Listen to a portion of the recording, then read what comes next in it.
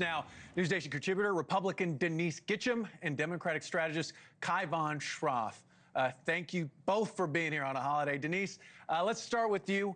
How significant, you heard Libby Dean just laid out, how significant is this moment for the White House? I mean, this is just sort of the cap on just a run of wins for President Trump as of late, from bringing down gas prices to record levels since 2021, to generally lowering grocery prices. I mean, the economy is booming, the stock market is growing, and he just passed the largest tax cut for working class families in history. So I just think it's a huge win. Everyone should be celebrating. I'm really sad to see that Democrats aren't at least celebrating this win for their own constituents, or at least their former constituents, since I guess President Trump is now represents the party of the working class. All right, Kyon, get you in here. I could see you kind of biting your tongue just a little bit. President Trump has scored a series of victories over recent weeks, including this sweeping domestic policy win. A big win at the Supreme Court. Then you got increased commitments from NATO allies, and now this potential ceasefire between Israel and Hamas. How should Democrats, be responding to this hot streak? Well, I don't know if they see it that way. He's getting clobbered by Putin. He's getting clobbered by Xi. The war in Ukraine that he said he would end on day one has not ended, and prices are not going down. We have the highest beef prices in 40 years today on July 4th. It's actually more expensive to celebrate America today. And I'll tell you, I'm 31. What this really does is it mortgages the future of my generation and the ones to come, who are going to have to pay off the $4 trillion that Donald Trump, the oldest president, inaugurated, who won't be around when the bill comes due, let's be honest, and Mitch McConnell won't be around when the bill comes due. It's going to fall on us. It's going to fall on those legislators' grandkids, and they should be ashamed of it. One of the things I love about the split screen, you got Kyon talking, and then you got Denise smiling. It's great TV. Denise, I love to respond. Yeah, I get it. I just want to respond to that. I mean, it's really rich. It's rich, though. I just have to say, Democrats have never been accused of ever holding the line on deficit spending. Look, if you were saying that, Kyon, back when President Biden raised the deficit through the roof for no real reason, then I would totally be all for. I would say, look, you've got integrity because you're saying exactly what you said back then. I get it. But I got you, though. I do have integrity. Warren, I do. I believe that you do. But unless you were saying Build Back Better was basically even on the deficit. Couple billion added for huge investments in the country. Just look at the trend line. Look at the trend line. Donald Trump is the bankruptcy king. Look at the deficit. Well, and also, too, we're going to have to wait and see what actually plays out. But, Denise, I want to come to you with this. Republican strategist Karl Rove called the legislative victory an extraordinary achievement for the GOP, but it is now urging the party to go on offense to sell the package to the public, warning that, it'll have a huge impact on the 2026 midterms as newly ineligible Americans obviously begin to lose Medicaid. All right, with that said, are you at all concerned about those changes partially backfiring on Republicans, especially with rural voters and seniors? Well, first of all, Karl was my first boss, so it's clear that I'm totally in agreement with him on this, and he's no fan of President Trump. Let's be clear. And so for him to call this a huge achievement, he's absolutely right. And I am so excited to go out and sell this bill to the public because seniors like my mom are going to get a senior bonus deduction. It's like, I think $4,000 or $6,000. I forgot where they ended up in the final bill. But they're also going to get no taxes on Social Security. And I just think about rural voters and the hospital money that they're going to be getting that's explicitly added into this bill. But I think about also small business owners like me, which is most immigrants have small business. It's 99.9% of all businesses in America that employ half of all private sector employees. We're going to get so many additional benefits to keep the economy going.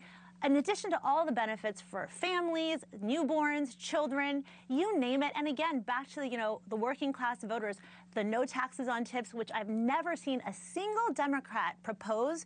All they wanted to do was throw darts at what we did on our side.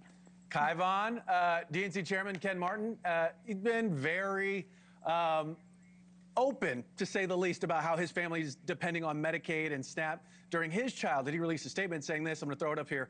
This massive scheme to steal from working families, children, and seniors will devastate communities in blue and red states alike.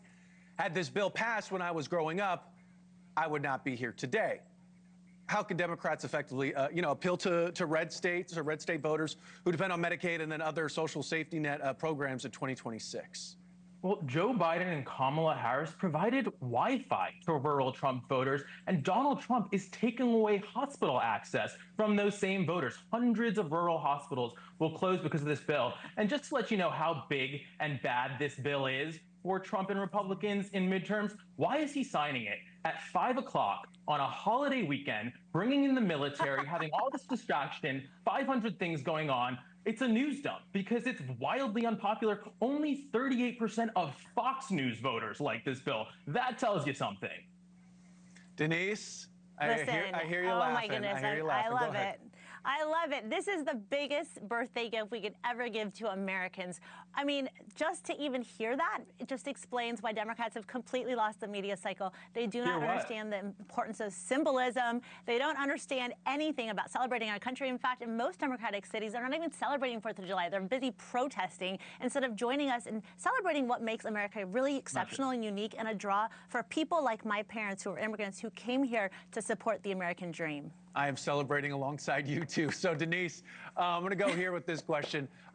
Wisconsin Republican Derek Van Orden declared House Freedom Caucus has lost its influence, right? You saw some members were no, then obviously they flipped yes.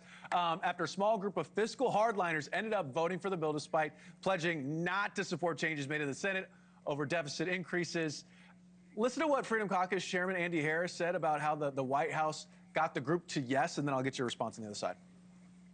And we were going to oppose the bill. I was going to vote no for the. Without these agreements we came to last night, I was a hard no on this bill. These agreements are significant.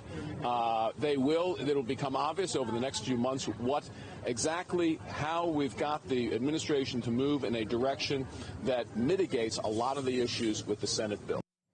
All right, so I was watching my colleague, Joe Khalil, on the steps of Capitol Hill talking to Chip Reed, also, on that same Freedom Caucus. He asked him what made you switch from no to yes, and he didn't really have honestly, he didn't have a concrete answer. Has the House Freedom Caucus lost some of its bite?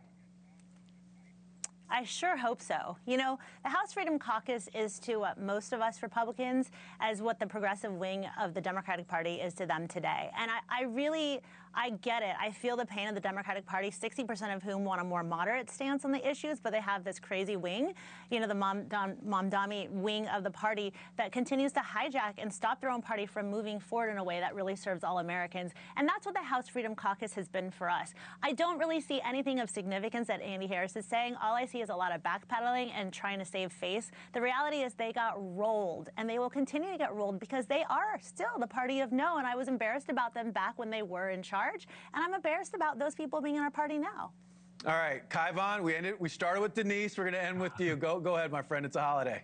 I have a little hypothesis. There's been some great reporting on Don Bacon retiring from Congress, and one of the main reasons is because of the vile and vicious threats against him and his family from Trump supporters and MAGA during that speaker race a couple years ago, so much so that his wife was sleeping with a gun next to her in bed. And so when they can't tell you why they changed their vote and they can't articulate it, you really do have to ask questions and wonder why, right? This is Republicans saying all this. These are not Democrats telling these stories and running out of our government because they're afraid and their families are afraid. So I think it's very suspicious, and of course it merits more investigation.